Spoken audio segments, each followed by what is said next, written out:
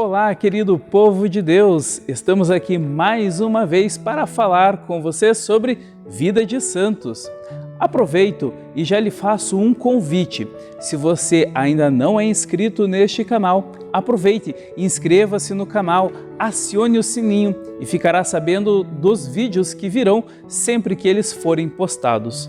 Mas se você já é inscrito, aproveite e compartilhe este vídeo com mais pessoas. Assim, eles chegarão em mais lares, atendendo muito mais irmãos. Hoje eu queria conversar com vocês sobre São Pedro e São Paulo. Nossa, diácono, de novo, a gente já sabe essa história de cor. Será? Pois é, São Pedro e São Paulo também têm as suas particularidades.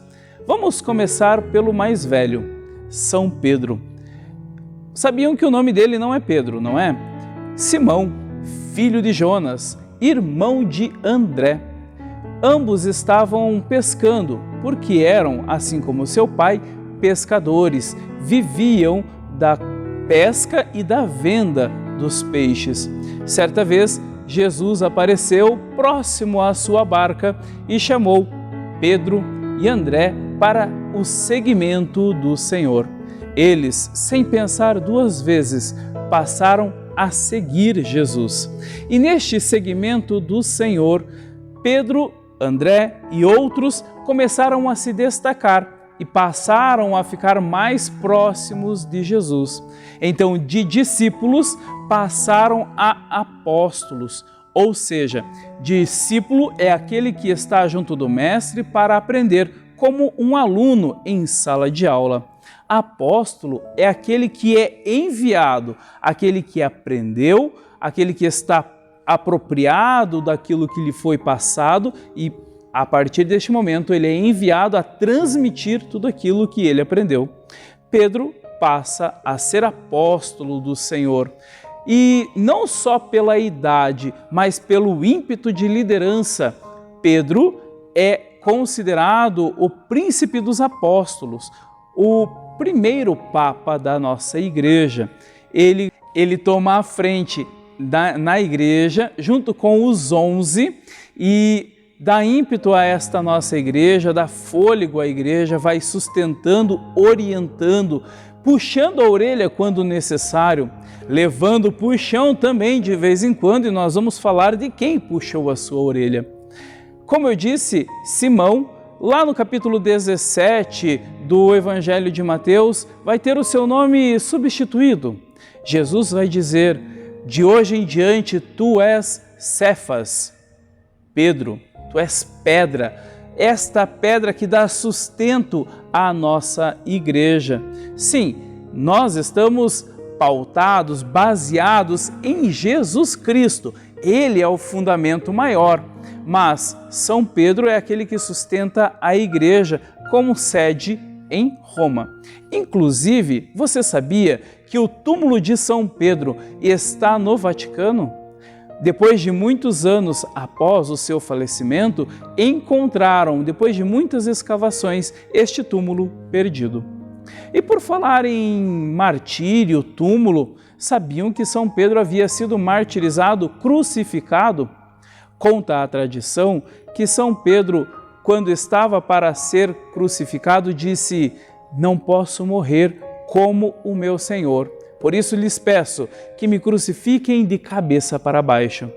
E os romanos, atendendo o seu pedido, viraram a cruz e ele, de cabeça para baixo, foi crucificado. Mas tem um detalhe interessante, pouco antes do falecimento de São Pedro. Ele, com medo de morrer, já estava em Roma. Os seus discípulos pediram para que ele voltasse para Jerusalém, para que ele fugisse de Roma. E Pedro, neste medo de morrer, está tomando o caminho de Jerusalém.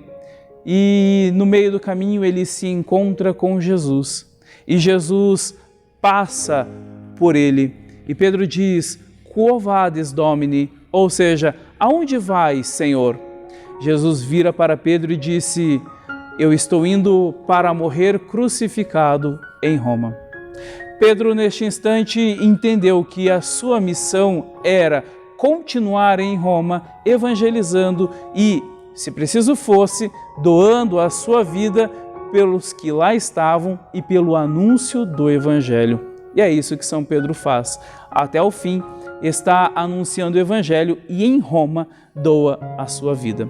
Mas tem um segundo apóstolo que eu queria apresentar para vocês, São Paulo, que também teve o seu nome trocado no meio do caminho.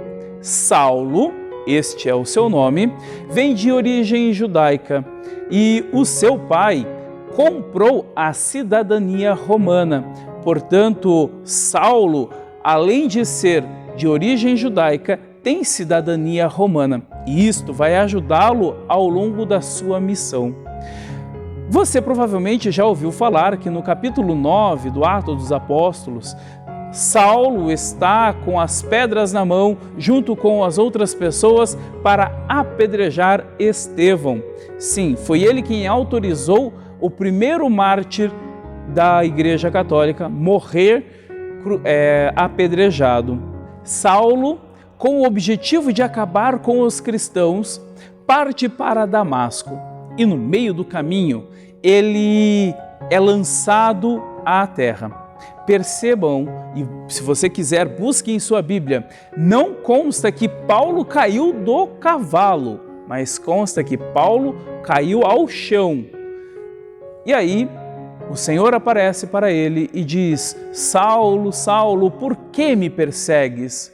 E neste diálogo, onde Saulo pergunta quem era aquele que aparecia a ele, o Senhor vai dizer: eu sou aquele que você persegue. Eu sou Jesus de Nazaré.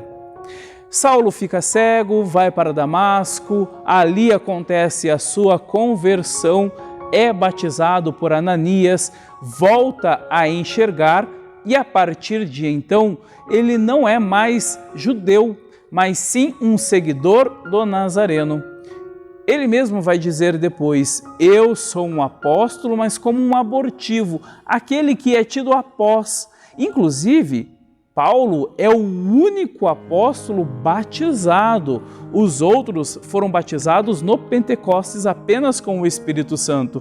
Não houve derramamento de água sobre suas cabeças, como aconteceu no de Saulo.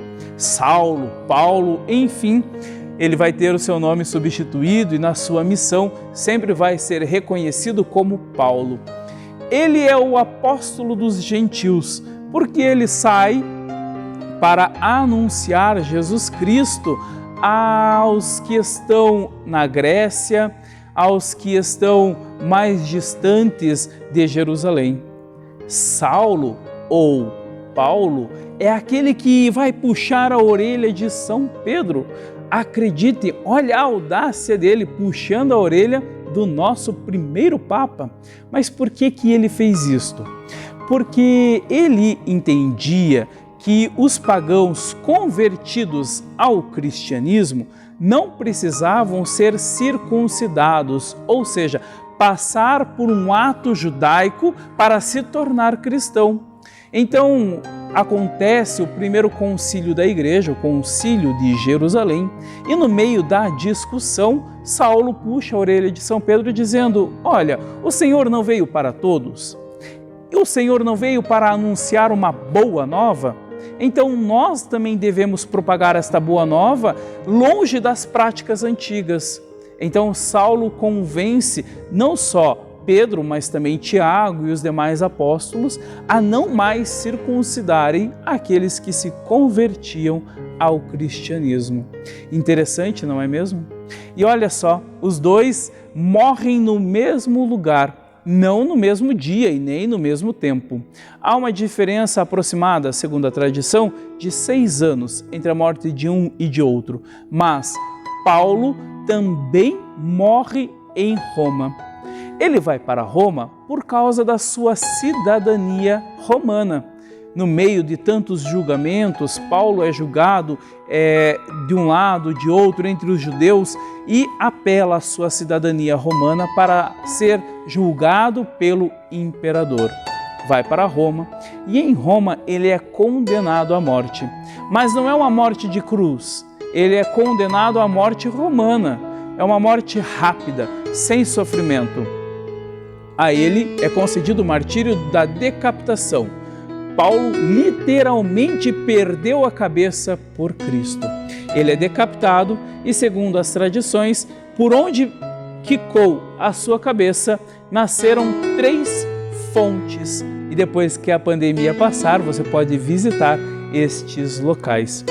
São Pedro, São Paulo, apóstolos, anunciadores do Evangelho, sejam eles exemplos para nós, também para anunciar o Evangelho do Senhor com coragem, a ponto de dar a própria vida pelo Cristo que se apresenta a nós. São Pedro e São Paulo, rogai por nós.